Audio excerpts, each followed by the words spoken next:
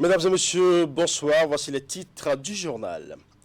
Le cercle de l'ordre national du Bénin s'agrandit de nouveaux membres. 75 députés de la 8e législature sont distingués.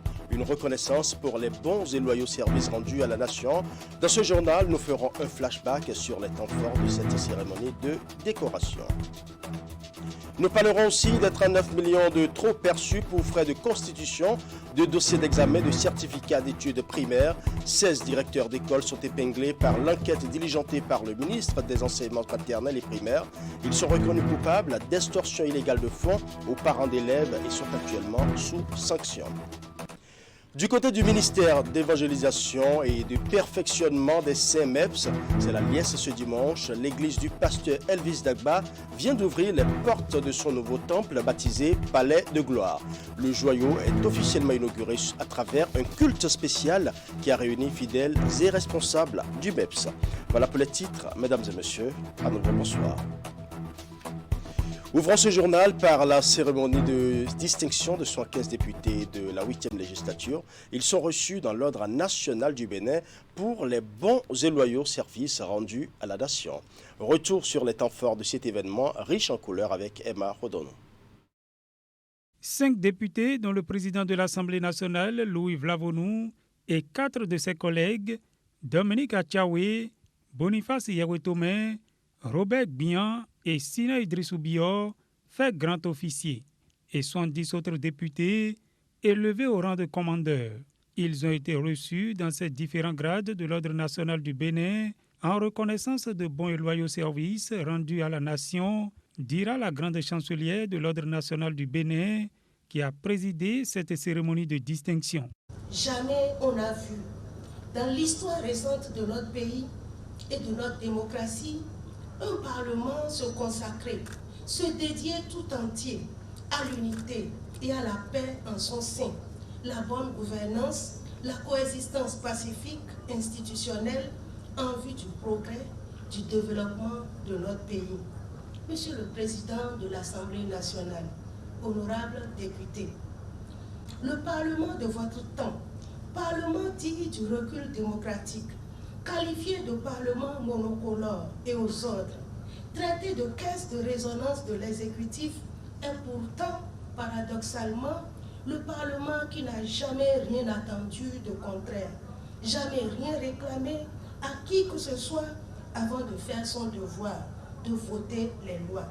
Votre mandature a été et reste celle des hommes et des femmes qui ont fait le choix de servir la nation dans une adhésion quasi collective au combat de tous pour l'émergence de notre pays, sa dignité et son respect. Au nom des récipiendaires, la première secrétaire parlementaire s'est réjouie de l'honneur que leur fait la nation à travers cette distinction et promet qu'avec ses collègues, le cap sera maintenu pour le rayonnement du Bénin. Au nom des récipiendaires et de l'ensemble de la représentation nationale, je voudrais alors vous remercier, tout simplement, pour vos éloges et vos encouragements qui nous galvanisent davantage dans notre engagement à mieux servir notre pays sans craindre d'être mal compris par une partie de ce vaillant peuple que nous représentons.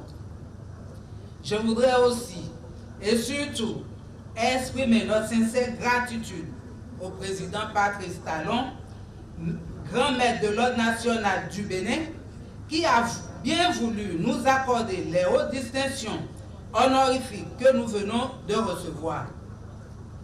Nous en partageons l'honneur avec nos mandants, ainsi que les membres de nos familles respectives.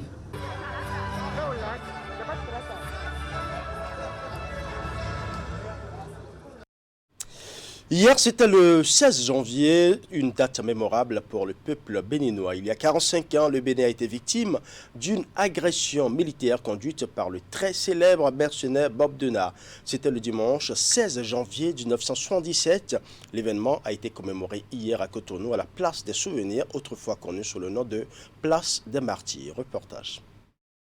C'est une place des Martyrs entièrement rénovée qui accueille ce dimanche 16 janvier 2022 le chef d'état-major général des forces armées béninoises, le contre-amiral Jean-Baptiste Aho.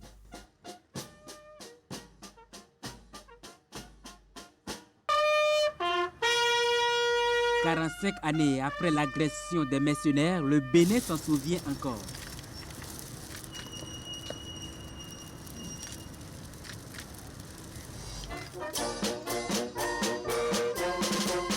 C'est un sentiment de courage et de conviction.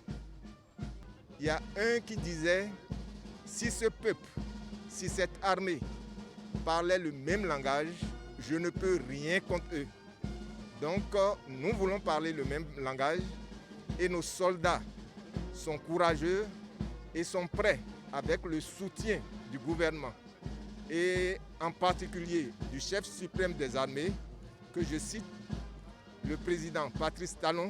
Une commémoration empreinte de solennité avec, entre autres, la présentation du drapeau, la revue des troupes, sous les notes de la fanfare de l'armée de terre. Le rappel de cet événement quelque peu malheureux est fait en présence des parents des victimes. Aujourd'hui, c'est spécial parce que depuis là, on pleurait du monument. C'était défectueux là, mais aujourd'hui, on n'est plus que content. Au nom des enfants des martyrs et en mon nom là, ah, regardez, tout est nickel. Le chef de l'État et son gouvernement, ils ont piqué haut. Moi, j'ai dansé, je n'ai rien senti aujourd'hui. Sinon, tous les jours qu'on vient, tous les 16 janvier qu'on vient ici, on plaît. Mais on plaît. C'est comme on nous a oubliés. Et ici, là, c'est comme ça. Mais aujourd'hui, comme ce que moi j'ai vu aujourd'hui, là, vraiment, je remercie notre gouvernement. Parce qu'on a refait On a refait ici. C'est comme on m'a donné des milliards. On nous a laissé au moins quelque chose, un héritage. Parce que partout où on passe, même si on se présente, on dit qu'on est la petite fille de telle personne. Mais franchement, les gens nous respectent beaucoup. On a ce respect-là et on est très fiers de ça. La rénovation de cette place historique constitue donc un motif de satisfaction morale pour ces parents des victimes qui bénéficient à chaque célébration de l'attention du gouvernement. Parlons éducation à présent avec ce dossier de trop perçu pour les frais de constitution de dossiers d'examen du CEP. Les taux se resserrent autour de 7 directeurs reconnus coupables pour avoir perçu illégalement de faux frais supposés servir à la constitution des dossiers d'examen du certificat d'études primaires. L'enquête diligentée par le ministre des Enseignements maternels et primaires fait écho d'un trop perçu de plus de 39 millions de francs CFA. Les auteurs sont actuellement sous sanction. Reportage. Un peu plus de 39 millions et demi de francs CFA. C'est la moisson du rançonnement des parents d'élèves par certains directeurs d'école primaire dans le département de l'Atlantique. Le motif du trop perçu se trouve dans les frais de constitution des dossiers de candidature pour l'examen du certificat d'études primaires. Suite aux plaintes des victimes et dénonciations, le ministre des Enseignements maternels et primaires a commis une mission pour vérifier les faits et c'est là où le poteau rose est découvert. Réglementairement fixé à 1 500 francs, à savoir 200 pour les frais de relevé de notes, 500 pour l'inscription et 800 francs pour l'établissement de la carte scolaire. Certaines écoles exigent des montants allant de 3 000 à 10 000 francs CFA pour la même finalité. Une situation préjudiciable aux efforts du gouvernement pour alléger les charges scolaires aux parents d'élèves. Dans aucune école sur toute l'étendue du territoire de notre pays, on ne devrait plus prendre plus que 1 500 francs comme frais d'inscription au CEP. Il n'y a plus de frais à percevoir pour les examens blancs puisque 500 francs sont autorisés à être prélevés dans la subvention de l'école pour les examens blancs. Ce qui fait que nous parlons de l'Atlantique, et je le répète encore, c'est parce que l'Atlantique s'est dépêché et c'est ce que nous avons souhaité puisque nous avons demandé que les directeurs d'école qui ont pris plus que 1 500 francs restituent le trop perçu. Dans un communiqué en date du 24 novembre 2021, le ministre des Enseignements maternels et primaires avait déjà tiré la sonnette d'alarme. Dans ce document, le ministre Salimane Karimou a déploré par ailleurs le fait que certains directeurs d'école greffent le montant des examens blancs à caractère facultatif sur les frais de constitution des dossiers d'examen. Pour les parents d'élèves, cette pratique ne date pas d'aujourd'hui. Non, c'est une habitude. C'est une habitude. C'est-à-dire que ces directeurs d'école sont habitués à se comporter de cette manière-là. Lorsque vous prenez une décision et que la décision n'est pas exécutée par vos structures décentralisées ou sous tutelle, il ne vous reste qu'à sévir. Au total, 16 écoles primaires des 9 circonscriptions scolaires du département de l'Atlantique sont concernées par cette situation précise, même si le phénomène a une dimension nationale. La faute est commise et il faut sanctionner les auteurs. Pour le président de l'Association des parents d'élèves et d'étudiants du Bénin, le gouvernement doit prendre ses responsabilités. Non seulement ceux-là qui ont commis cette faute lourde, parce que c'est de ça qu'il s'agit, ils doivent être sanctionnés. D'abord, retourner les sous aux parents d'élèves et puis ils doivent être sanctionnés pour n'avoir pas exécuté l'ordre donné par l'autorité. C'est vrai, le régime de sanctions a des niveaux, a des degrés donnés. Il y a les sanctions de premier degré, les sanctions de deuxième degré. Les sanctions qui sont prises actuellement sont des sanctions de premier degré qui sont prises au niveau des directions départementales. Ça part d'une demande d'explication d'abord pour s'assurer que l'agent est conscient qu'il a commis l'erreur. Et il y a les avertissements. Ils ont reçu des avertissements, ils ont reçu des mises en garde. Ce ne sont que des sanctions comme celle-là d'abord. Maintenant, à la récidive, ils auront des sanctions peut-être de deuxième degré.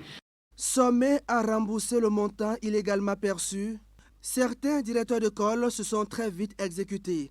Le processus de restitution suit son cours et déjà sur les 39 millions, près de 34 millions ont été déjà mobilisés en attendant les retardataires. Dans ce communiqué qu'il a signé, le ministre des Enseignements maternels et primaires a demandé aux acteurs de l'école, notamment les chefs des régions pédagogiques, conjointement avec les conseils pédagogiques, assurent le processus de constitution des dossiers dans les écoles afin de mettre fin à toute velléité contraire aux tests en vigueur.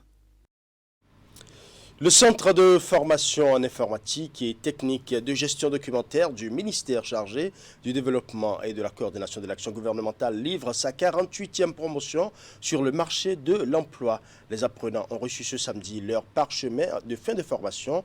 Ils sont désormais bien outillés pour assurer leur avenir. Voici le compte rendu de la cérémonie de remise des diplômes. Vertu de leur tenue tailleur pour la circonstance, ils reçoivent leur diplôme devant parents, amis et formateurs après 12 mois de cours intenses. Il s'agit des apprenants de la 48e promotion du Centre de formation en informatique et technique de gestion documentaire du ministère chargé du développement et de la coordination de l'action gouvernementale.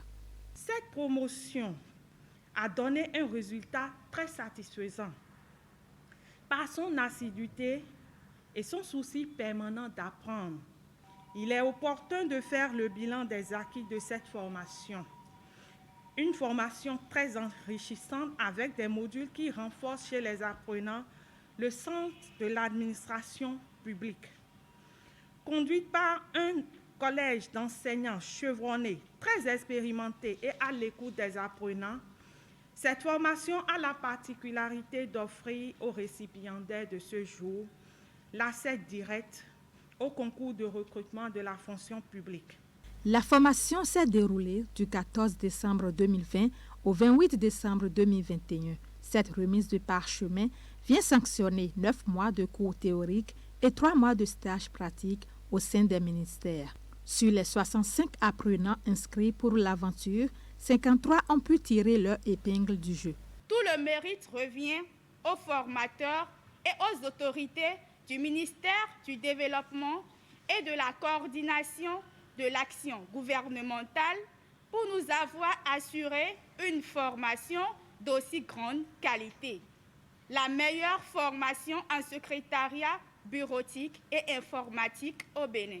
Vous êtes appelés à faire preuve partout où besoin sera d'un sens élevé d'exemplarité, de probité, de dévouement, de respect du bien public et de patriotisme aigu.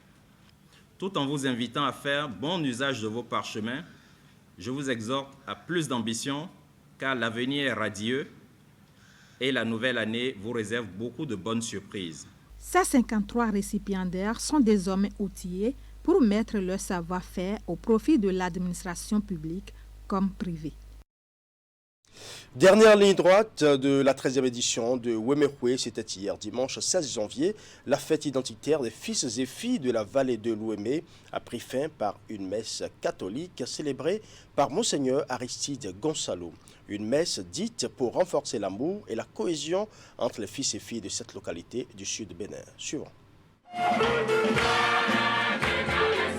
Grande mobilisation des fils et filles de la vallée de l'Ouémé et de nombreuses autorités politico-administratives à cette messe de clôture de la 13e édition de Wemehwe qui s'est déroulée dans le strict respect des gestes barrières contre le Covid-19.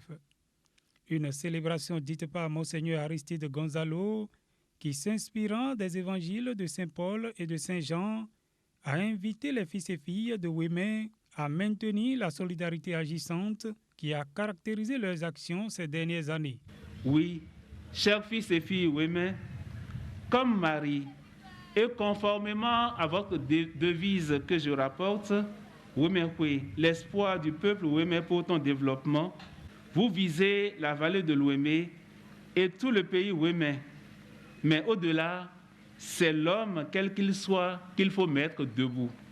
D'ailleurs, toute forme de solidarité sociale est destinée en principe au développement intégral de l'homme. Pour sa part, le coordonnateur général de Wemehwe est revenu sur les réalisations de cette 13e édition de cette fête identitaire avant de dire toute sa reconnaissance à l'endroit du gouvernement pour son accompagnement constant dans l'organisation de cette édition. Cette 13e édition de Wemehwe, une édition de défi. Oui, défi parce que beaucoup n'y ont pas cru jusqu'à ce matin. C'est une grâce et nous bénissons le Très-Haut. Remercions-le pour ses merveilles dans nos vies et disons ensemble merci au gouvernement de notre pays pour tout son accompagnement. Je saisis une fois de plus cette occasion solennelle pour exhorter tous les Ouéménous à plus de solidarité, de fraternité et de cohésion au sein de notre seul et unique réseau qu'est l'Union générale pour le développement des communes de la vallée de l'Ouémé. En plus de renforcer le vivre ensemble de la communauté Ouémé, Wemehwe est aujourd'hui un véritable outil de développement. Rendez-vous est pris l'année prochaine pour une autre édition prévue pour cette fois-ci se dérouler dans la commune d'Adjoum. Je l'annonçais en début d'édition, le ministère d'évangélisation et de perfectionnement des Saints MEPS ouvre les portes de son nouveau temple. Baptisé Palais de Gloire, ce nouveau joyau a enregistré son premier culte ce dimanche 16 janvier 2022. Un véritable moment de joie et d'action de grâce pour le pasteur Elvis Dagba et ses fidèles. Retour sur les temps forts de cet événement dans ce reportage. Le Palais de Gloire. Voici le nouveau temple du ministère d'évangélisation et de perfectionnement des saints, MEPS. Un bâtiment flambant neuf, construit pour la gloire de Dieu. Initialement prévu pour être inauguré en décembre 2021, le Palais de Gloire offre son somptueux décor aux fidèles du MEPS ce dimanche 16 janvier 2022. Ce qui rend spécial ce culte de dimanche qui fait office de dédicace à Dieu.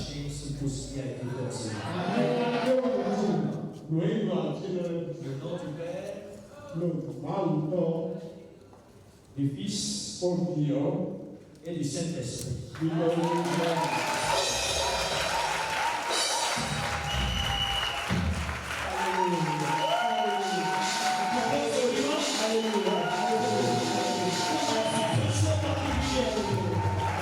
Nous sommes ici aujourd'hui, 16 janvier 2022, pour la dédicace du temple Palais de Gloire que le Seigneur nous a accordé sa grâce de bâtir en son honneur. Donc nous avons voulu lui présenter cela et pour lui montrer toute notre gratitude et toute notre reconnaissance. Le temple ministère d'évangélisation et de perfectionnement des saints, le temple Palais de Gloire, est ouvert, comme vous l'avez demandé, est ouvert sous le signe de l'accomplissement de la promesse de Dieu.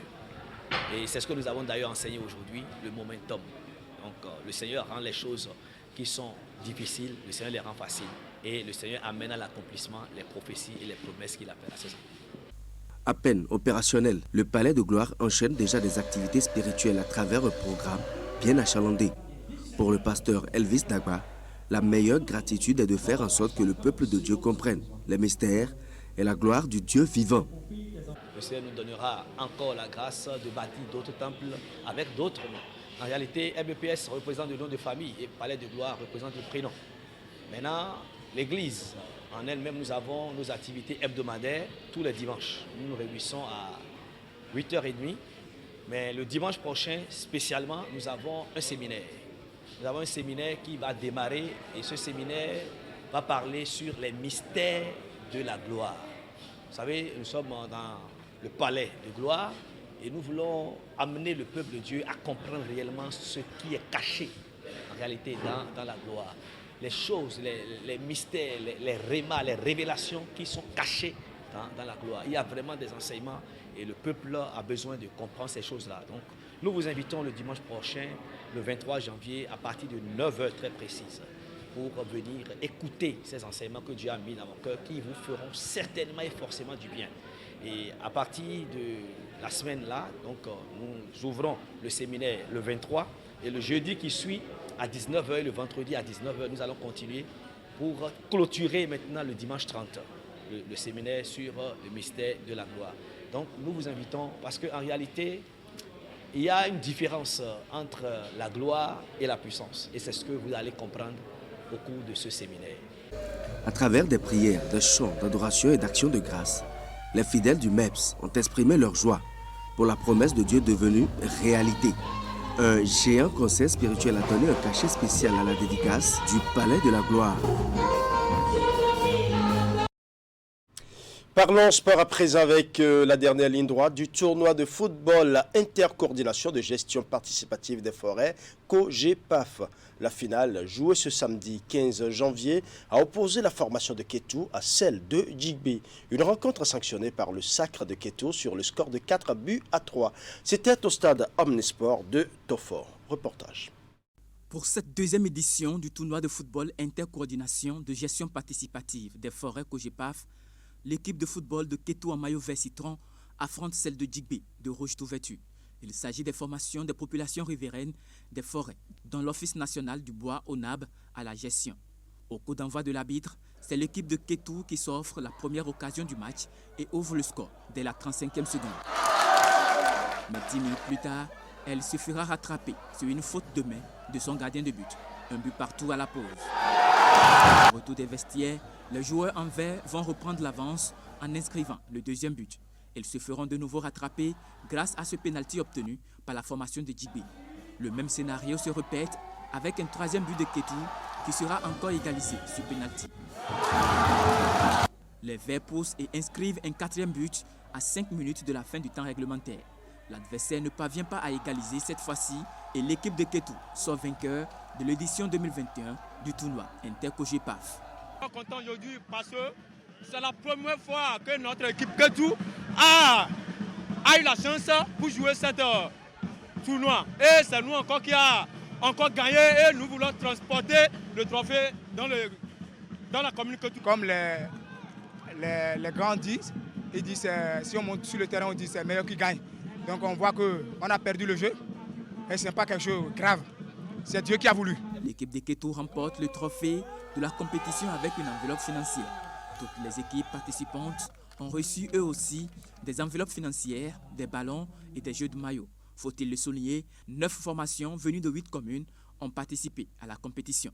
Et cette initiative permet de développer le sport au niveau des villages et de permettre aussi l'intégration pour qu'ils se connaissent mieux. Et à travers les événements sportifs du genre, les populations riveraines sont sensibilisées à protéger la forêt pour une gestion durable. Nous avons organisé ce championnat, la deuxième édition, pour montrer à la jeunesse des communes riveraines que mieux le NAB va se porter, mieux le NAB va les supporter dans les activités sportives. Parce que vous savez, le sport est pour les jeunes comme de l'air, de l'oxygène. Le sport, c'est le développement. Le sport, ça permet de connaître le pays, la localité où le match se joue et vous serez d'accord avec moi que je suis rempli de joie que la finale de cette compétition ait lieu à Tofos. Pour l'édition prochaine, l'Office national du bois promet encore du plus beau. Ce sera tout pour ce journal. Merci pour votre aimable attention. Bonne soirée chez vous.